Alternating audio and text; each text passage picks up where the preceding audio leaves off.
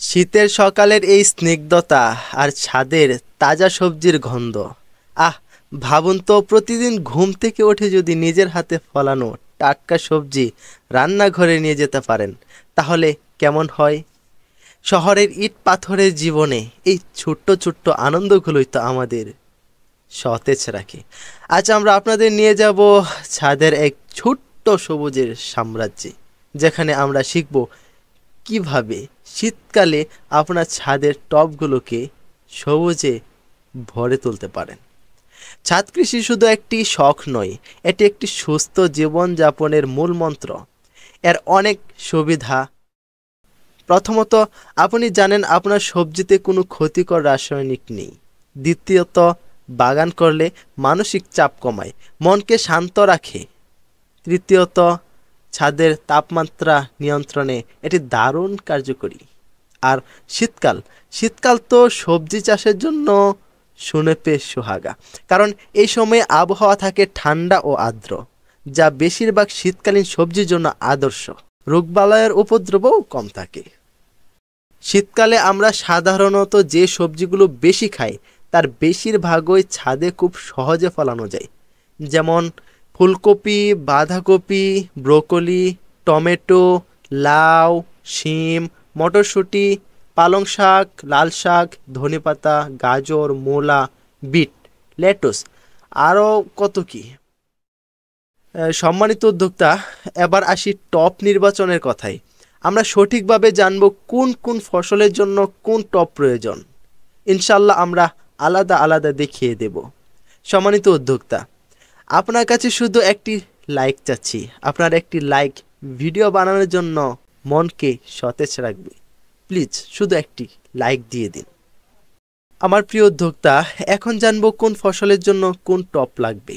যেমন শাকসবজি চাষের জন্য পালং শাক, লাল শাক, ধনেপাতা, এই সব ফসলের জন্য তেমন গভীর টপ লাগবে না। এদের জন্য প্রয়োজন চওড়া টপ বা গ্রো ব্যাগ। আর মূল জাতীয় সবজির জন্য যেমন গাজর, মূলা, বিট, এই ফসলগুলোর জন্য গভীর টব বা গ্রো ব্যাগ একদম লাগবেই, কারণ এগুলোর মূল মাটির গভীরে প্রবেশ করে। তারপর ফল জাতীয় সবজির জন্য যেমন টমেটো, বেগুন, মরিচ, লাউ, শিম, এদের জন্য মাঝারি থেকে বড় আকারের টব, যা গাছকে যথেষ্ট জায়গা দেবে, ঠিক এমন জাতীয় টব অথবা গ্রো ব্যাগ ব্যবহার করতে হবে।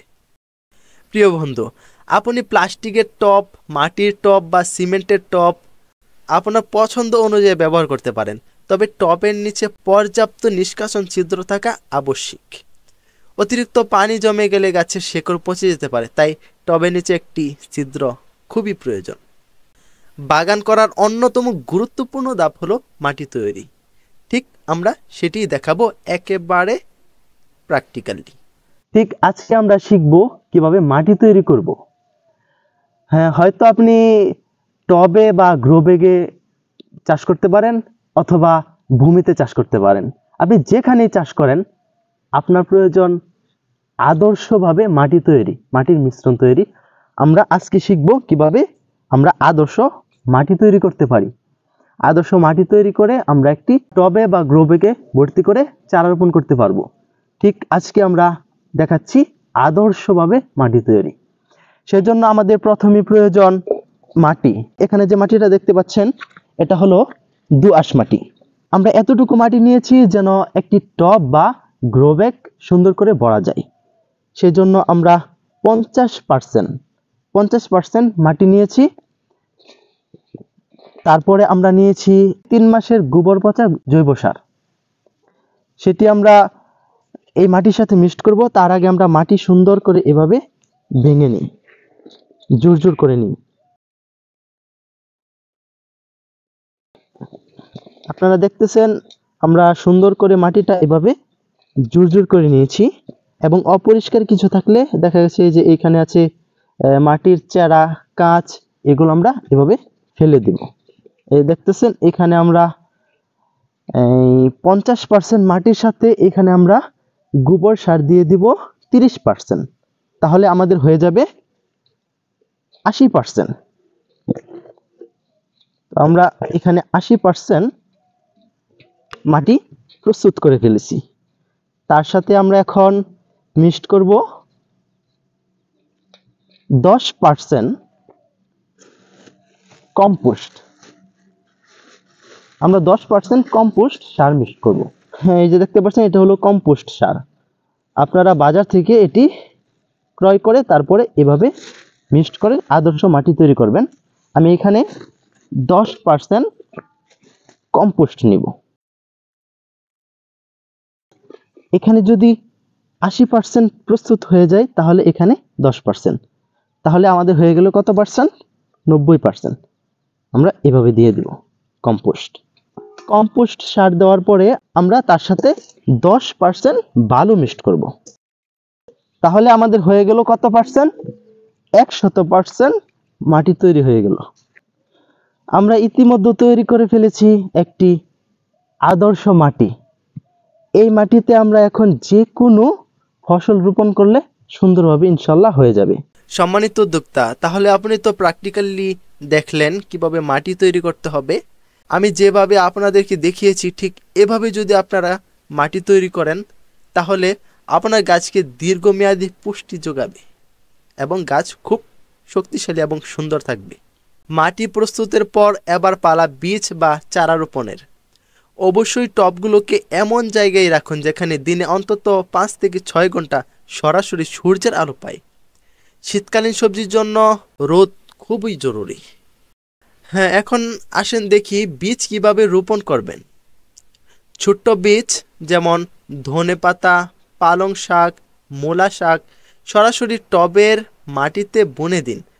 বীজগুলো যেন খুব বেশি গভীর না হয়, সেই জন্য হালকা করে মাটি দিয়ে ঢেকে দিন। তারপর বড় বীজ ও চারা যেমন টমেটো, ফুলকপি, বাঁধাকপি, শিম এদের জন্য প্রথমে ছোট পটে চারা তৈরি করে নিতে পারেন অথবা নার্সারি থেকে সুস্থ চারা কিনে এনে রোপণ করতে পারেন। ইচ্ছা করলে সরাসরি বীজ রোপণও করতে পারেন। রোপণের পর হালকা করে পানি দিবেন। প্রথম কয়েকদিন ছায়াযুক্ত স্থানে রাখতে পারেন, তারপর ধীরে ধীরে রোদে বের করুন, কারণ সঠিক পরিচর্যা ছাড়া ভালো ফলন আশা করা যায় না। তাই নিয়মিত পানি দিবেন। তবে টবের মাটি যেন অতিরিক্ত ভেজা না থাকে সেদিকেও খেয়াল রাখবেন। মাটির উপরের স্তর শুকিয়ে গেলে সকালে অথবা বিকেলে পানি দিবেন এবং নিয়মিত আগাছা পরিষ্কার রাখবেন। সম্মানিত উদ্যোক্তা, এখন দেখবেন সার প্রয়োগ। প্রতি 15 থেকে 20 দিন পর পর সার ব্যবহার করবেন, যেমন সরিষার খোলের পচানো পানি বা বার্মি কম্পোস্ট দেবেন। কারণ আমরা রাসায়নিক সার সম্পূর্ণ এড়িয়ে চলব, কারণ আমরা বিষমুক্ত সবজি ফলাতে চাই। তারপর পোকামাকড় দমনের জন্য আমরা ব্যবহার করব নিম তেল বা সাবান পানি মিক্সড করে আমরা গাছে স্প্রে করব। তারপর আমরা আক্রান্ত পাতাগুলো কেটে ফেলে দেব। উদ্যোক্তা, আপনার পরিশ্রমের ফল পাওয়ার মুহূর্তটি সত্যি আনন্দদায়ক। যখন দেখবেন আপনার লাগানো সবজিগুলো পরিপক্ক হয়েছে তখনকার অনুভূতি মন জোড়ানো। বন্ধুরা, ছাদের টবে শীতকালীন সবজি চাষ একটি অসাধারণ অভিজ্ঞতা। এটি আপনাকে প্রকৃতির কাছাকাছি নিয়ে আসে, টাটকা ও বিষমুক্ত খাবারের নিশ্চয়তা দেয় এবং আপনার অবসর সময়কে অর্থবহ করে তোলে। ছোট পরিসরে শুরু করুন, ভুল থেকে শিখুন এবং ধৈর্য ধরুন। আপনার ছাদও হয়ে উঠবে এক সবুজ মরুদ্যান। আশা করি এই ভিডিওটি আপনাদের ভালো লেগেছে এবং অনুপ্রাণিত করেছে। ভিডিওটি ভালো লাগলে লাইক করুন, আপনার বন্ধুদের সাথে শেয়ার করুন এবং আমাদের চ্যানেলটি সাবস্ক্রাইব করতে ভুলবেন না। আর আপনার মূল্যবান মতামত অবশ্যই কমেন্টে জানাতে পারেন। দেখা হবে পরের ভিডিওতে। ততক্ষণ ভালো থাকুন, সুস্থ থাকুন এবং সবুজে মাঝে থাকুন।